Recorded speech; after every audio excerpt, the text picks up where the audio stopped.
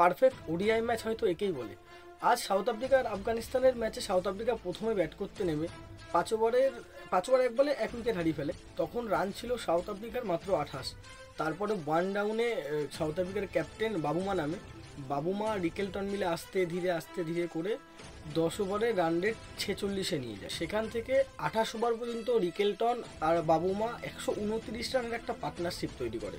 Bavuma যখন out হয়ে যায়, ভান্ডার ডুসেন নামে, ভান্ডার ডুসেন 52 রানের একটা ইনিংস খেলে, আর ভান্ডার ডুসেন আর রিকেলটন দুজনা মিলে 44 রানের একটা পার্টনারশিপ তৈরি করে। রিকেলটন আউট হয়ে যাওয়ার পরে 5 নম্বরে মাকরাম নামে, মাকরাম 52 রানের একটা দারুণ ইনিংস খেলে 36 বলে।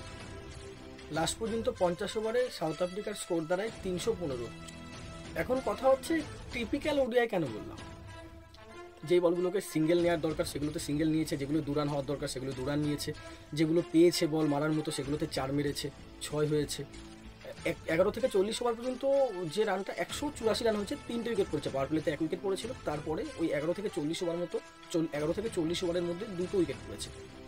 আর তারপরের 10 ওভার যেটা 40 থেকে 50 ওভার যেটা সেখানে 85 রান হয়েছে। পরের 10 ওভার সেখানে মাকরাম ছিল, 5 নম্বরে মাকরাম নেমেছে, 5 নম্বর ওখান থেকে নেমে ও ডেথ ওভারে ভালো মেরেছে।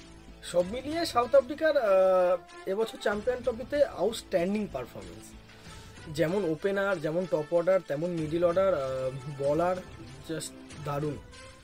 এবছর সাউথ আফ্রিকা তো সেমিফাইনালে যাবেই, তার সাথে ফাইনালের যাওয়ার চান্সও অনেক বেশি।